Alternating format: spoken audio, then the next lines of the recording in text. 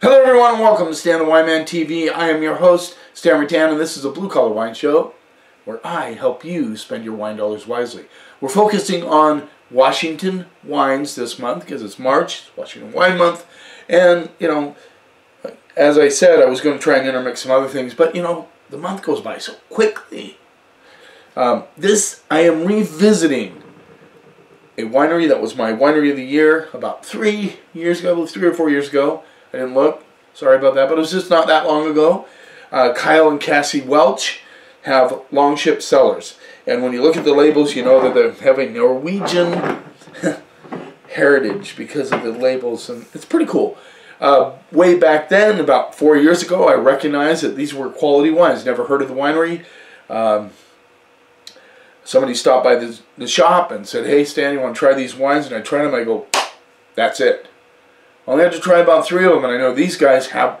Kyle has a talent, a very special talent for making wines, and he is continuing to improve over the last 3 to 4 years, and his wines are just getting better and better.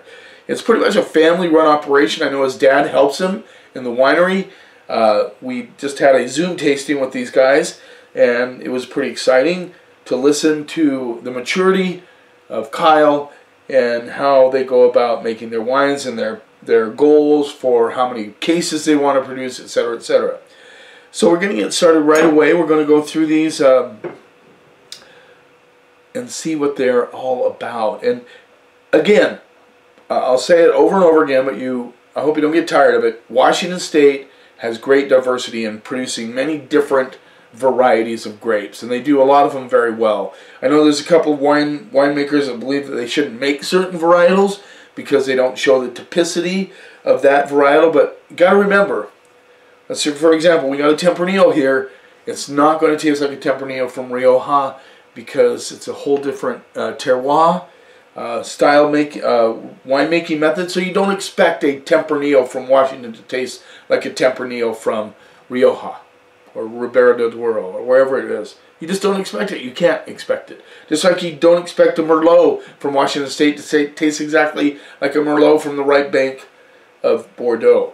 But I just think they do a lot of different grapes very well. So we're going to start off with what is basically a wine that has become quite famous in Argentina. That's Malbec. This is the Longship Cellars 2019 Lady Wolf Malbec, Columbia Valley, Washington. They all roll in at well, this one rolls in at $27.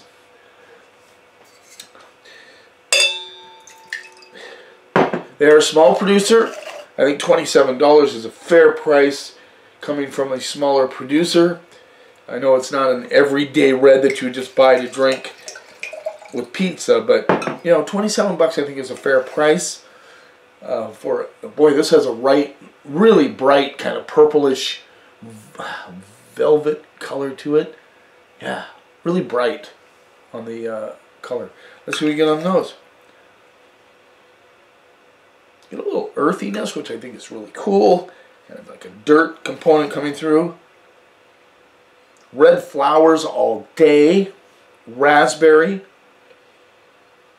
Plum. And blackberries. Good aromatics on this wine. Let's see what we get on the palate.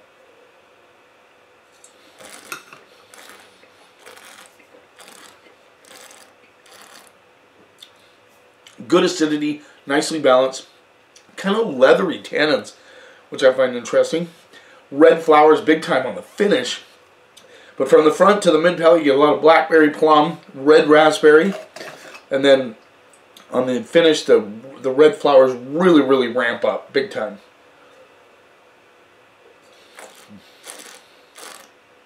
I'm even getting a slight hit of tobacco on the mid palate. This is a bright little wine, but not over bright. It's got mouth-watering acidity, but it's in balance. I mean, it's not over the top acidity, you're going to pucker up your face sort of thing, but it's there, and that is a great thing with food. When we did the Zoom tasting with Kyle, every wine we tasted, he said, "This is what I would pair this wine with," which I think is very cool. It means as a winemaker, that is what he's thinking about when he's making his wine. And I think Kyle really feels strongly about pairing wine and food together which is really cool.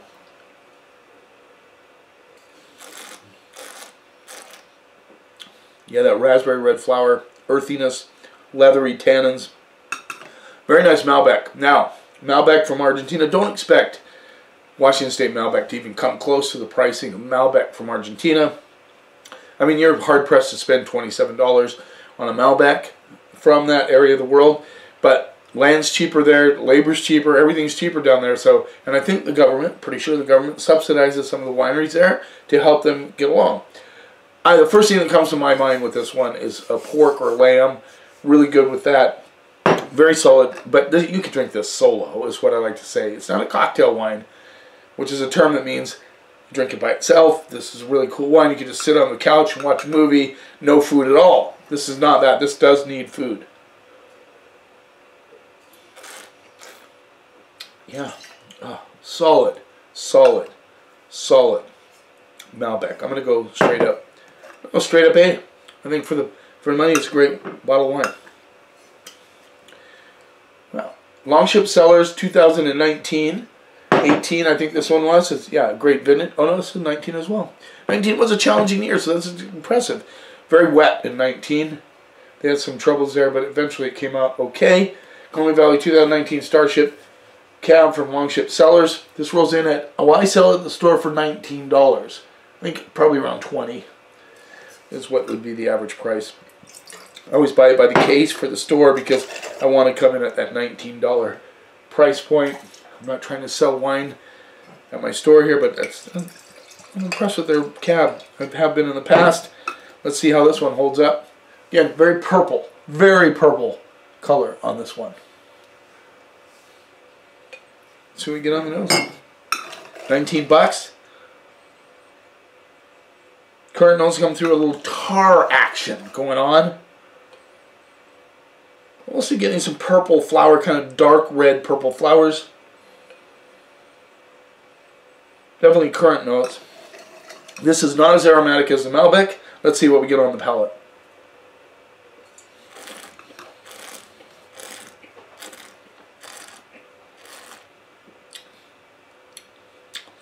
Good tannic structure.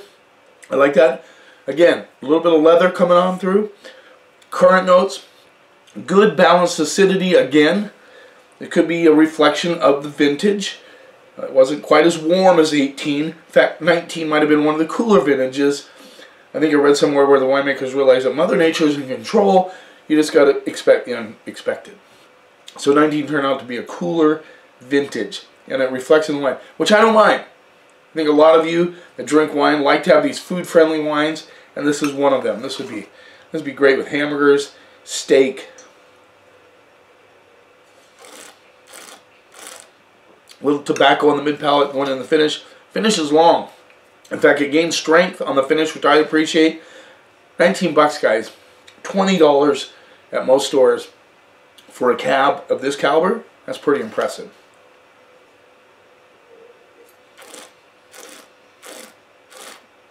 I like that kind of tarry tobacco mixed with the currants. A little bit of dark cherry notes coming through as well.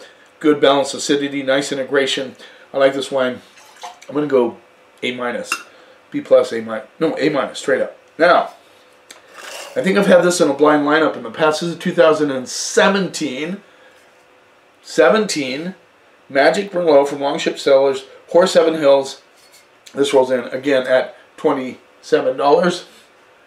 I think I've had this in a blind lineup, and I think it actually won a few years back.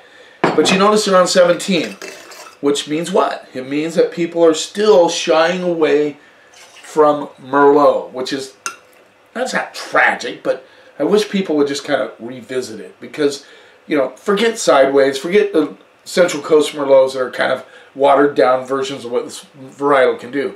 Merlot is a giant. It deserves its space in the wine world. And on the right bank of Bordeaux, you do not disrespect Merlot there. In fact, in Fransac, that's all. Most of them are 100% Merlot. Sometimes throw a little Cab Franc in there. 2017 Longship Cellars. Let's make magic Merlot. That's what it says on the back. This is black, getting close to black, very dark ruby black. Yeah, let's see what we get on the nose. plums, currants, a little tobacco on the nose, which I like. And it's kind of earthy, kind of savory, kind of earthy, little forest floor action on the nose, which is very cool. I like the plum and currant notes coming through. Let's see what we get on the palate.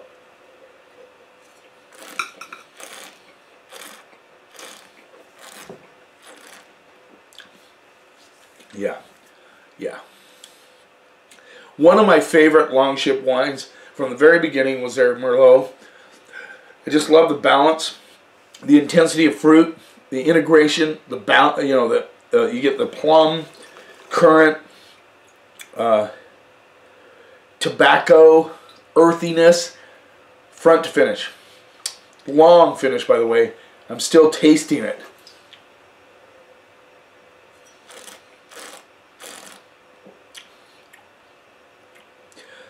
Yeah, I think I like this one better than the initial one I tasted, but what I like about Kyle Welch is he really understands the value of Merlot.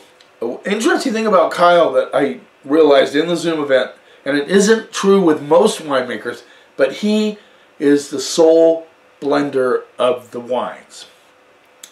Occasionally he said Cassie will come in and taste some of them, but he said he does all the blending, which is quite unusual. Usually there's a committee, but obviously he has a talent because he does it well.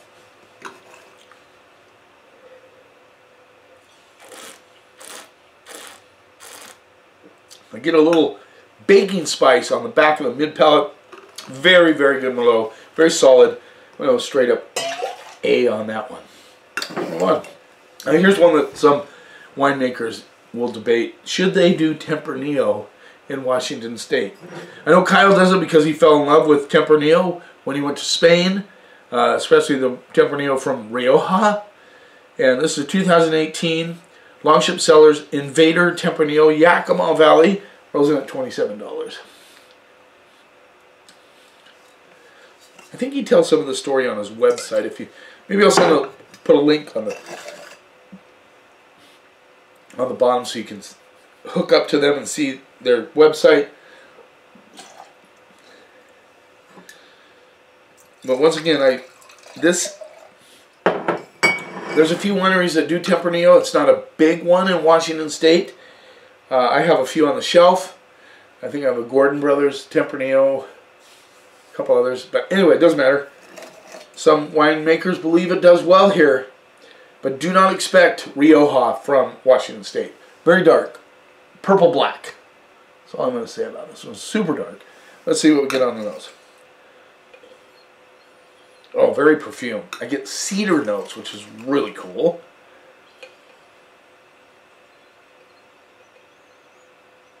Wow. This is very aromatic. Like it pops into your nose. I get cedar, baking spices, cherries, a little touch of strawberry, but mostly cherries and licorice would be the dominant things I'm getting on the nose. And that kind of nice cedar dust, sort of cedar plank thing going on. It's really cool. Let's see what we get on the palate.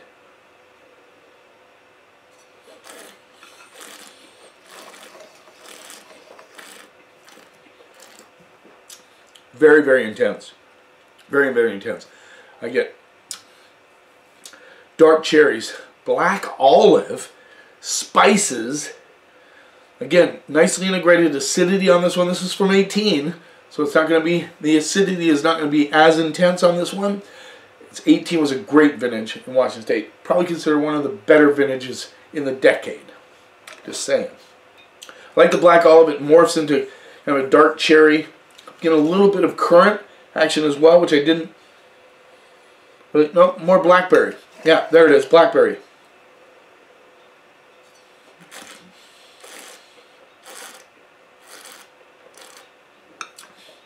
Nice flow across the palate. This is a 10 in the delicious category. I get a little kind of the sweet tannins on this on the back side, which are really cool. Like Rioja, you definitely get the leather, the earthiness, the dill pickle sometimes because they use a lot of American oak. None of that in this wine. But it's from Washington State. So let's just say that Washington State has its own style of Tempranillo. Rioja has its style of Tempranillo. And wherever you go in the world, if you make a Tempranillo, it's going to taste, it's going to reflect the terroir and the winemaking methods in that country.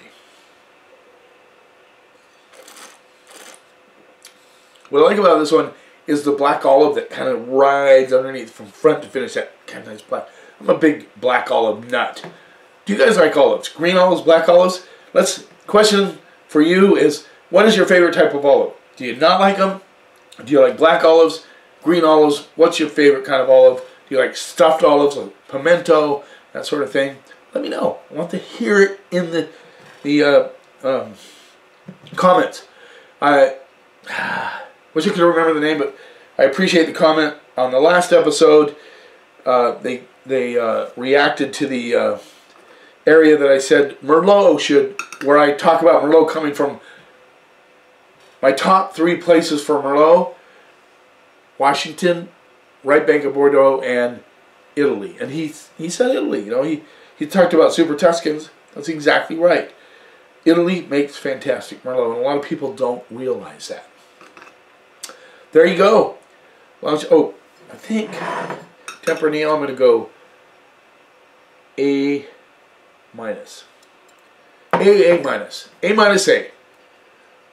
Nice job, Kyle. Cassie, you guys are special. I think our group really appreciated it during the Zoom event. And these wines are just getting better and better. So look them up. Longship Cellars, I'll put the link to their website so you can look them up and what they're doing. And maybe experiment and try some of their wines. They represent Washington very well. Thanks for taking a little time out of your day. I appreciate it. Don't forget to subscribe to my channel if you haven't already. Get more and more subscribers. That's exciting to me to know that people are enjoying the content here. You keep watching, and I'll keep helping you spend your wine dollars wisely.